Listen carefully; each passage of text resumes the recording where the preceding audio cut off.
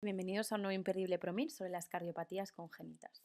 Como sabéis, es un tema un poquito largo que a veces puede costarnos un poquito entender, así que vamos a intentar quedarnos con los conceptos más básicos para poder entenderlo bien y poder contestar todas las preguntas. Yo soy Neus Saloni, residente de pediatría del Hospital Universitario de Navarra, y espero que este vídeo os sea de gran utilidad. Vamos a ello. A modo de introducción, recordar que las cardiopatías congénitas son un grupo muy heterogéneo de patologías que afectan a la estructura del corazón, siendo la válvula aórtica bicúspide la más frecuente, entre el 1 y el 2% de la población. Si contamos a cualquier edad, la más frecuente es la comunicación interventricular y solo en adultos la comunicación interauricular. Estas cardiopatías congénitas pueden dar síntomas asociados a un síndrome hipoxémico, a embolias paradójicas y a un retraso en el crecimiento en el caso de los niños. Se van a clasificar en función de si tienen o no cianosis y si tienen o no exceso de flujo arterial pulmonar.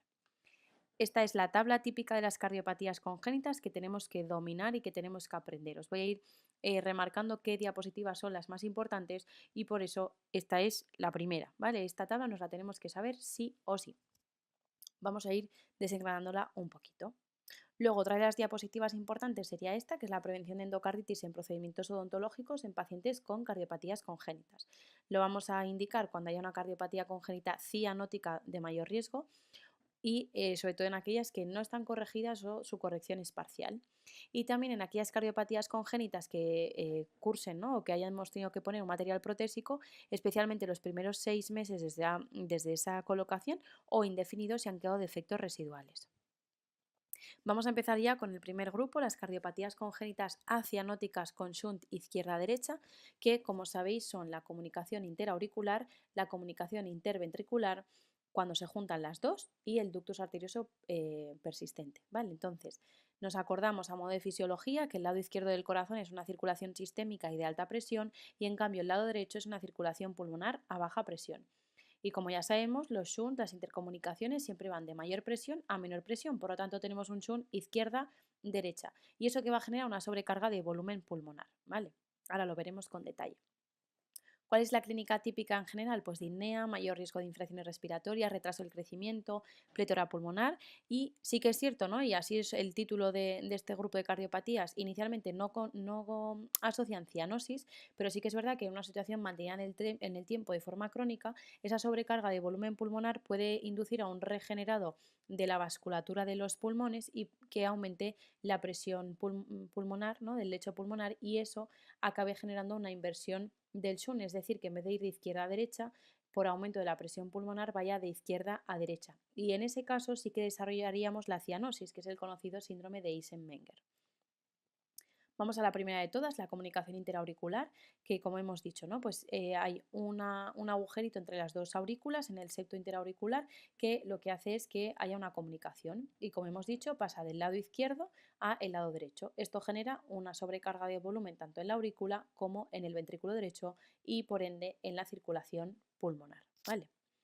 Entonces, ¿esto qué va a, ¿no? o qué cosas nos tenemos que acordar? Bueno, pues que la epidemiología, sobre todo, acordaros que es la cardiopatía congénita más frecuente en adultos, si no tenemos en cuenta la válvula aórtica bicúspide, y que es más frecuente en mujeres. Que tenemos dos tipos, el ostium secundum, que es el más frecuente, que es a nivel medio septal en la zona de la fosita oval, que es más leve, y el ostium primum, que es en el septo intraauricular bajo, es una forma parcial del canal AV y puede ir asociado o no de cierto grado de insuficiencia mitral y por ende es más grave. El canal AV común, que es el que asocia una CIV tipo ostium primum, una válvula auriculoventricular común y una CIV posterior, que es típica del síndrome de Down, y el seno venoso, que es una desembocadura común de las venas cavas, que puede asociar o no pues, cierto drenaje venoso de las arterias pulmonares. ¿Cuál es la clínica típica? Bueno, pues en adultos es un soplo desde la infancia con un electro que muestra un bloqueo de rama derecha, que inicia con hipertensión pulmonar, taquiarritmias e insuficiencia cardíaca derecha, y en el niño presenta ese soplo con un eje derecho en el electro y un bloqueo de rama derecha. ¿Cómo es el soplo típico? Pues es un soplo sistólico en el foco pulmonar por ese hiperaflujo pulmonar y además hay un desdoblamiento amplio y fijo del segundo tono. ¿Vale? Entonces, si asocia una CIA ostium primum, puede asociar una insuficiencia mitral grave, signos de insuficiencia cardíaca y el electro se acabará desviando a la izquierda. ¿Vale? Acordaros que en general el bloqueo es de rama derecha ¿vale? Pero sí que el eje encía ostium primum puede ir desviado a la izquierda. ¿Cuál es el diagnóstico? Bueno, pues en la radiografía veríamos un hiperaflujo pulmonar con un crecimiento de cavidades derechas por ese sobrecarga de volumen. La ecocardiografía, ya sabéis, ¿no? Que es la técnica de elección, y la trenza esofágica lo que nos aporta es un estudio anatómico más preciso para poder plantear el tratamiento. Y en el cateterismo, que solo se realiza en caso de dudas, lo que veríamos es un salto oximétrico en la aurícula derecha, ¿no? Por ese aumento de sobrecarga de volumen de esa parte del circuito izquierdo que tiene sangre oxigenada. En cuanto al tratamiento, bueno, pues como medidas generales, tratamiento de las infecciones pulmonares de forma precoz y de la insuficiencia cardíaca, si es que las hay, y la cirugía correctora, idealmente se utiliza el cierre percutáneo con sutura o parche de pericardio, sobre todo en caso de que exista mucha clínica, embolias paradójicas, que haya un shunt importante, ¿vale? Que aquí tenéis las condiciones. En los otros tipos de CIA, es decir, los que no son ostium secundus, siempre habrá que hacer una cirugía correctora, pero no se puede optar por la percutánea, sino que iremos a una cirugía abierta, pero no se plantea la cirugía si hay un defecto de menos de 5 milímetros, que el flujo pulmonar sistémico sea menos de 1,5, porque se tiende a que seguramente se cerrará espontáneamente, o si estamos en una situación de Eisenmenger, que si ya estamos aquí ya no podremos corregir el defecto. Si pasamos ahora a la comunicación interventricular, ¿no? Aquí el agujerito que nos está conectado en los ventrículos, por lo tanto el ventrículo derecho pasará ese flujo de sangre oxigenada al ventrículo derecho y pasaremos a la circulación pulmonar. En este caso, el aumento de volumen solo repercutirá en el lecho pulmonar, obviamente, y en el ventrículo derecho. La aurícula derecha no, en general, no se verá tan afectada. Entonces, es la cardiopatía congénita más frecuente al nacimiento, en la infancia y la adolescencia, y se relaciona mucho con el consumo de alcohol materno, ¿vale? Hay dos tipos, las del septo membranoso, que son las más frecuentes, y también las del septo muscular, que son las que más tienden a cerrarse espontáneamente. En cuanto a la clínica, dependerá del tamaño de la CIV. Si son CIVs pequeñas, asintomáticas, sí que pueden ir asociadas, ¿no? Un poquito de soplo pansistólico rudo en región paraesternal izquierda, esto es muy típico, y hay poca sobrecarga de ventrículo derecho porque al ser pequeñita no deja que entre mucho flujo. En cambio, las CIVs grandes, el soplo es discreto porque, claro, no se genera tanto flujo turbulento, pero sí que se asocia más a clínica más grave, con insuficiencia cardíaca los primeros meses de vida, con infecciones de repetición. En cuanto al diagnóstico, las CIVs pequeñas asintomáticas, el electro y la radiografía suelen ser normales, y en las grandes sí que podemos ver datos de hipertrofia ventricular y de la aurícula izquierda. En cuanto al tratamiento, bueno, pues por lógica, si son pequeñas asintomáticas, observación y seguimiento, porque suelen ser cierres espontáneos en los primeros años de vida, especialmente si son de tipo muscular, y nos plantearemos una cirugía correctora con parche de pericardio en los casos en que haya que sean sintomáticos sin respuesta a tratamiento médico, que el flujo pulmonar sistémico esté por encima del cociente, ¿no? Por encima de 1,5, cuando veamos que el ventrículo izquierdo esté dilatado, o que exista hipertensión pulmonar sin que hayamos desarrollado el síndrome de Eisenmenger. Y finalmente, el tercero de este subgrupo, el ductus arterioso persistente, que como sabéis es un conducto que conecta, ¿no? La aorta con la arteria pulmonar durante la etapa fetal, y eso lo que permite, ¿no? Pues que llegue, como no funcionan los pulmones, que se pueda mantener ese círculo y llevar a la sangre a la placenta para que se pueda oxigenar, ¿vale? Entonces, ¿esto qué genera? Bueno, pues que este ductus, que de normal se tiene que cerrar en las primeras horas de vida, se mantiene abierto, y por lo tanto hay una comunicación entre la aorta, que tiene mucha más presión, obviamente, a la arteria pulmonar, y eso lo que genera es un aumento de volumen en el lecho pulmonar, que acabará repercutiendo obviamente en la aurícula izquierda, porque les llega todavía más volumen. Entonces, un poco a recordar, ¿no? En qué tipo de pacientes nos lo podemos encontrar, pues sobre todo niñas, en pacientes prematuros, y si ha habido una infección por rubelona en el primer trimestre de la gestación, ¿vale? En cuanto a la clínica, el SUN ya sabemos, izquierda-derecha, que si es un defecto pequeño, la verdad que da muy poquitos síntomas, pero sí que es un defecto grande, sí que puede asociar hipertensión pulmonar y acabar repercutiendo con una insuficiencia cardíaca. El soplo también es muy característico, es un soplo continuo en maquinaria de Gibson, que es en el foco pulmonar e irradiado a la región infraclavicular izquierda, ¿vale? Tanto en sístole como en diástole. Por eso es soplo continuo. Y es continuo porque obviamente en sístole la presión de la aorta es mucho mayor a la arteria pulmonar, pero en diástole también sigue siendo superior esa presión. Por lo tanto, el pequeño flujo que haya por la aorta también va a poder pasar hacia la arteria pulmonar. Un pulso rápido y salto en la exploración, y en caso de que hayamos generado una situación de Eisenmenger, lo que vamos a tener es una cianosis diferencial, es decir, una cianosis solo en la parte inferior del cuerpo.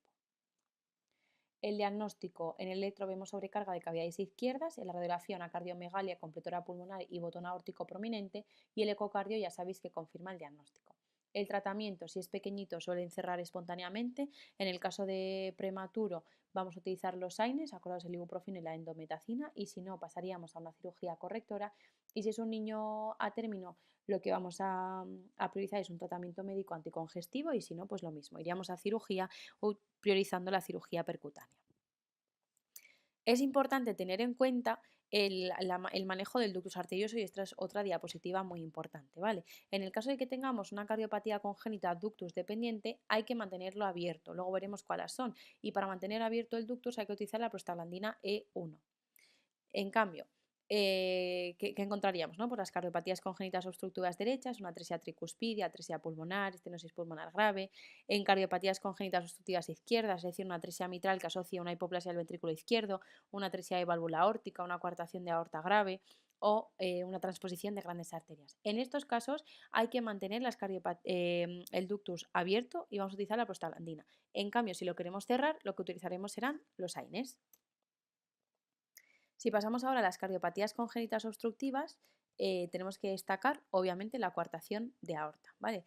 ¿Y esto qué quiere decir? Bueno, pues en la salida de la aorta, cuando ya no, hayamos superado, ¿no?, el ligamento arterioso, el ductus arterioso, ya cuando va a ser aorta descendente hay una estrechez. ¿Esto qué genera? Bueno, pues que las primeras ramas que salen de la aorta sean normofuncionales, pero sí que es verdad que todo lo que sea em, toda la circulación, ¿no?, a partir de esa aorta descendente estará más afectada. Entonces, aquí os traigo el dibujo que tenéis también en el manual, ¿vale? ¿Qué vamos a encontrar? Pues que la presión arterial y los pulsos son más débiles en la parte inferior, y esto a larga que puede causar, si lo mantenemos desde pequeños, pues menor desarrollo de la parte inferior, una hipoperfusión renal que active, ¿no?, el sistema renina-angiotensina con esa hipertensión, la disfunción endotelial, claudicación de las extremidades inferiores, y en cambio en la parte superior tenemos presión arterial y pulsos más fuertes, ¿vale?, más flujo, que esto genera mayor desarrollo, hipertensión en brazos y una dilatación de la aorta ascendente, ¿vale?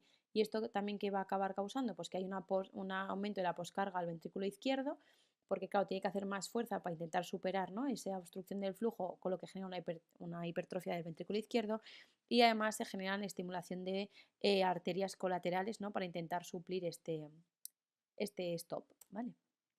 Entonces, lo que habíamos comentado es un estrechamiento de la aorta a cualquier nivel, pero suele ser después de la salida de la subclavia izquierda, por eso la extremidad superior, ¿no?, y la cabeza están conservadas. Suele ser más típico en varones o mujeres con síndrome de Turner, y puede ser una coartación preductal, que es menos frecuente pero más grave, o postductal, que es más frecuente y más leve. En cuanto a la clínica, tenemos un soplo mesosistólico en foco aórtico y la región interescapular. Si es preductal, asocia una insuficiencia cardíaca precoz, y si es postductal, suele ser asintomática en la infancia, pero sí que con el tiempo pues desarrollaríamos, ¿no?, esa hipertensión en extremidades superiores que asocia a cefalea y epistaxis, y un hiperflujo en extremidades inferiores, frialdad, claudicación intermitente, pulsos débiles. Y sí que es verdad que hay que recordar que puede asociarse a una válvula aórtica bicúspide, a un ductus persistente, a una CIV, a una dilatación del polígono de Willings e incluso a un riñón poliquístico, que es lo que llamaríamos el síndrome de Sjögren. En cuanto al diagnóstico, lo de siempre: electro, sobrecarga cavidades izquierdas. En la radiografía veríamos las muescas de Rosler en las costillas, perdón, por ese aumento de las arterias colaterales, en las arterias intercostales, y el signo del 3 en caso de más evolución, ¿vale?, que es una dilatación, ¿no?, de la aorta ascendente previo al stop, un estrechamiento y luego otra nueva dilatación posobstructiva. Y el ecocardio confirma el diagnóstico, es lo que se utiliza para el seguimiento. Y en tratamiento, si es preductal, como es más grave, una cirugía urgente preferente, que vamos a hacer una resección con anastomosis término-terminal.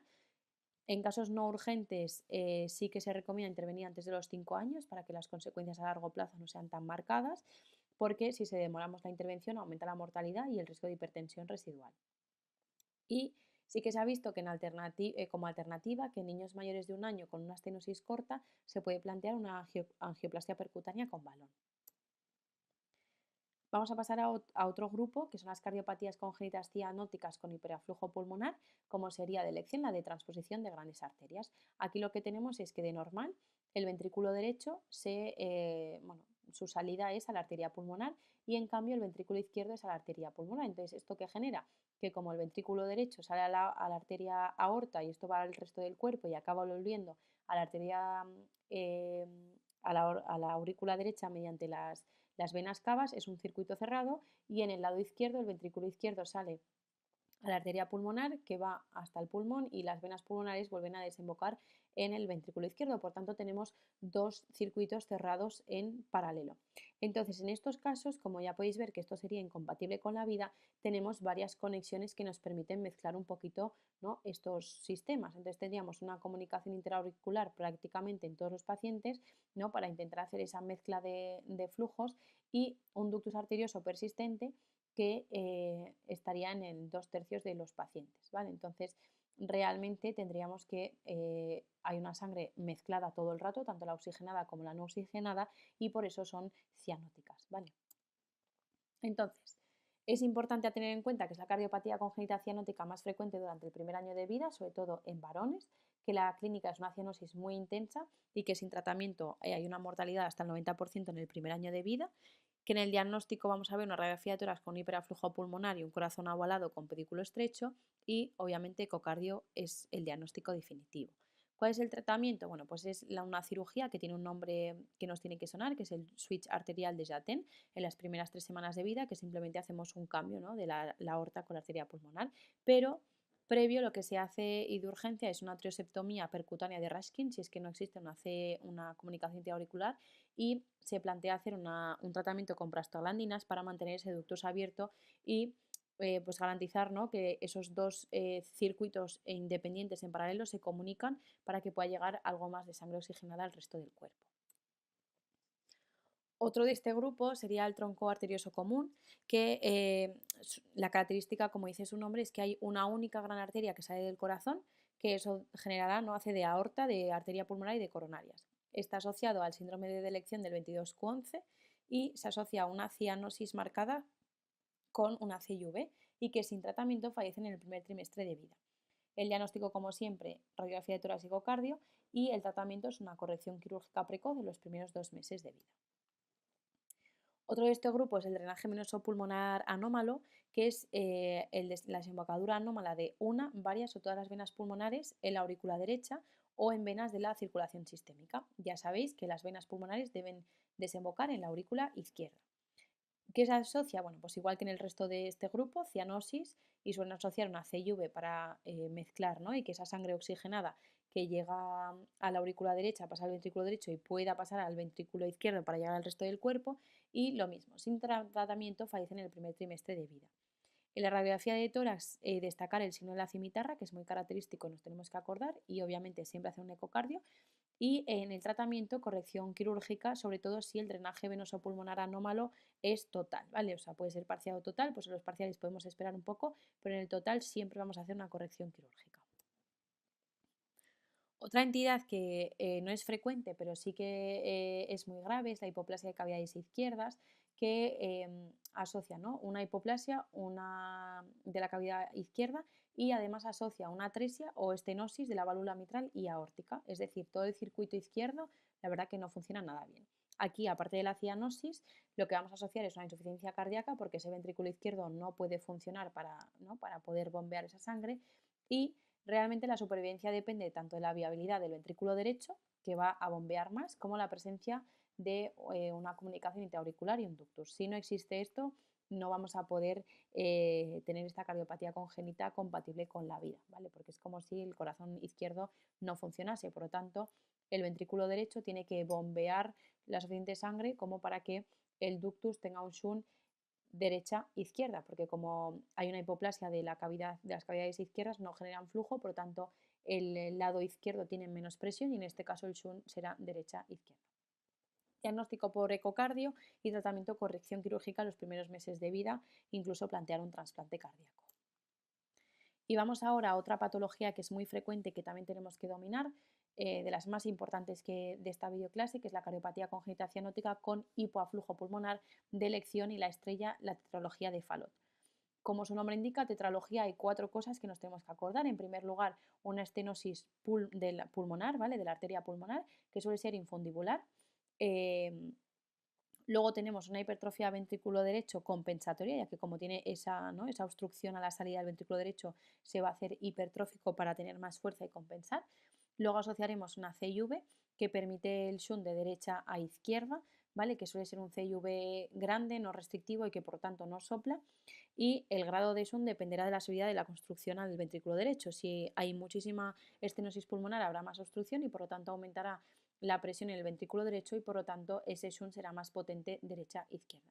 Y finalmente también asocia un acabalgamiento de la aorta sobre la CIV. Entonces, ¿qué va a pasar? Pues que en situaciones de ejercicio que, ¿no?, disminuyen las resistencias venosas sistémicas y por lo tanto baja un poco la presión, si hay llanto, rabietas, dolor, se liberan catecolaminas que lo que hacen hacer es un espasmo infundibular y por lo tanto habrá más estenosis pulmonar, o en casos de hiperventilación, que lo que se altera, ¿no?, es el retorno venoso, lo que causaremos es un aumento del shunt derecha-izquierda y por lo tanto generaremos unas crisis cianóticas y acidosis, ¿vale? Es muy característico estas crisis cianóticas que ahora explicaremos. Es la cardiopatía congénita cianótica más frecuente en mayores de un año, acordaos que en menores es la de transposición, y la clínica son esas crisis cianóticas características con el llanto o las rabietas, ¿vale?, que dependerán, ¿no?, en función del grado de estenosis pulmonar a partir de los 5 o 6 meses de vida y que el niño en esa situación sí que suele adoptar como una posición genopectoral, es decir, que se pone como de cuclillas, ¿vale?, para intentar aumentar las resistencias y puede asociar síncopes, daño cerebral hipoxémico, incluso muerte, ¿vale? Además, por la CIV pueden asociar infartos y embolias paradójicas con abscesos cerebrales, ¿vale? Otra cosa que pueden asociar debido al síndrome hipoxémico es las acropaquias con el retraso del crecimiento y un soplo de estenosis pulmonar, ¿vale?, que es inversamente proporcional a la gravedad de la estenosis, igual que la CIV. Si es una estenosis, si hay como poco flujo que pueda pasar, será pues peor, ¿no? Y así. Entonces, ¿cuál es el diagnóstico? En el electro veremos sobrecargas de cavidades derechas con un eje derecho y un bloqueo de rama derecha. En la radiografía de tórax veremos la silueta cardíaca en forma de zueco o bota con una elevación de la punta. Esto también es muy importante, nos tenemos que acordar. El signo del hachazo, que significa que la arteria pulmonar no se ve por esa estenosis pulmonar y esa hipoplasia asociada, y que los campos pulmonares son claros porque hay muy poco flujo pulmonar, ¿vale? El ecocardiograma taquilar eso confirma el diagnóstico y en cuanto al tratamiento, súper importante al nacimiento mantener ese ductos para mantener el flujo, para aumentar, ¿no?, el flujo pulmonar con la prostaglandina.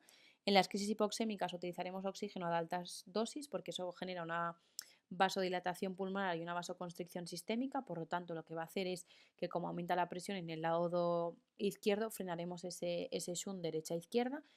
Adoptar la posición genupectoral o de cuclillas para aumentar la resistencia a las vasculares periféricas y también podemos utilizar beta bloqueantes, ¿vale?, que lo que hacen es relajar el infundíbulo pulmonar, que era lo que aumentaban las catecolaminas, y así disminuyen la obstrucción valvular. Y finalmente la cirugía correctora en el caso de cianosis intensas o crisis hipoxémicas. En general suelen ir todas a cirugía, ¿vale? Luego, otra cardiopatía congénita de este grupo, de las cianóticas con hipoaflujo, sería el ventrículo único, que consiste en una cavidad única que recibe sangre de las dos aurículas, comunicadas por una CI grande. Es decir, recibimos sangre en esa misma cavidad desde la circulación sistémica como desde la circulación pulmonar, ¿vale? Y de ahí nacen tanto la aorta como la arteria pulmonar.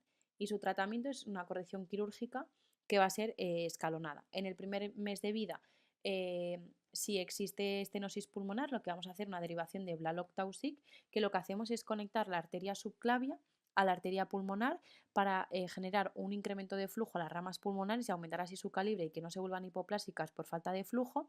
Y en el caso de que no exista estenosis pulmonar, lo que vamos a hacer es un bandeo de estas arterias pulmonares, ¿vale? Luego, A los 6 meses de vida haríamos una segunda cirugía, que es generar la fístula de Glenn, que lo que haríamos es conectar la vena cava superior con la arteria pulmonar derecha, de manera que nos saltaríamos todo lo que sería la aurícula derecha y el ventrículo derecho, y toda esa sangre de la circulación sistémica iría directamente a la arteria pulmonar para que se pueda oxigenar. Y luego a los 3-4 años de vida haríamos la operación de Fontan, que pasamos del ventrículo de la vena cava inferior a la arteria pulmonar, es decir, el mismo objetivo que en la fístula de Glenn, ¿vale? Saltear la aurícula y el ventrículo derecho.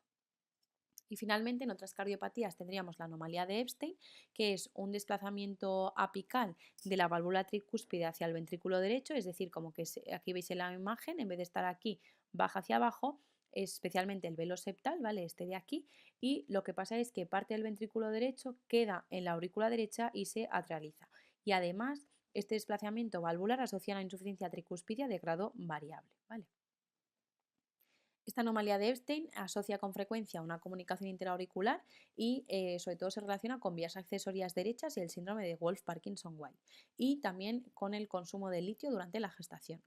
La clínica suele asociar taquiarritmias paroxísticas por estas vías accesorias, un síndrome de fallo del ventrículo derecho, sobre todo a expensas de esa insuficiencia tricuspidia, y una cianosis progresiva, especialmente si genera un shunt por comunicación interauricular, ¿vale?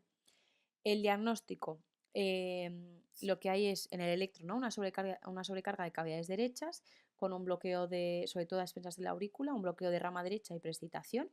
Y la radiografía de tórax, una cardiomegalia por esa aurícula derecha tan prominente, ¿no? Que alberga, ¿no? Tanto volumen con ramas pulmonares delgadas, ¿vale? Es lo que significa la imagen en garrafa. En el tratamiento vamos a optar por una corrección quirúrgica si existen defectos significativos, que lo ideal sería reparar la válvula y bueno, reducir el tamaño de la aurícula derecha. Pero si la hipoplasia es muy importante del ventrículo derecho y no se puede corregir, pasaríamos a una operación de Glenn y Fontan, que acordaros que es conectar las venas cavas con directamente la arteria pulmonar. Y el cor triatrium, que significa que las venas pulmonares se dirigen a un colector común previo a la aurícula izquierda, drenando mediante un orificio parcialmente ocluido por una membrana. O sea, imaginaros que llegan las 4 venas pulmonares, desembocan en como en una cavidad y de ahí pasarían a la aurícula izquierda, ¿vale? Pero sí que está ocluido por una membrana y eso lo que hace, ¿no? Que es que no pueda llegar suficiente volumen a la aurícula derecha y por ende al aurícula izquierda, al ventrículo izquierdo, y que vaya a salir al resto de la circulación sistémica. Como os podéis imaginar, esto genera una elevada mortalidad y por ende necesita una corrección quirúrgica precoz. La L-transposición de grandes arterias, ¿no? Que se parece mucho a la D-transposición, lo que vemos es que la aorta sale del ventrículo derecho y la arteria pulmonar del ventrículo izquierdo, ¿vale? Sería como una D-transposición. Pero ¿qué más? Que es que asocia transposición de los ventrículos, ¿vale? Entonces el ventrículo que es morfológicamente izquierdo queda en posición derecha y conectado a la pulmonar y viceversa, ¿vale? Por eso es una L-transposición. Si no asocia otras alteraciones, se queda asintomático hasta edades avanzadas y obviamente es más leve que la de transposición de grandes arterias y el tratamiento será en función de la clínica que tenga el paciente. Esta diapositiva, que ya es de las últimas, lo prometo, también me parece súper importante de cara al examen, que son los factores ambientales durante el embarazo que se relacionan con una cardiopatía congénita. Vamos a repasarlos porque ya los hemos ido viendo.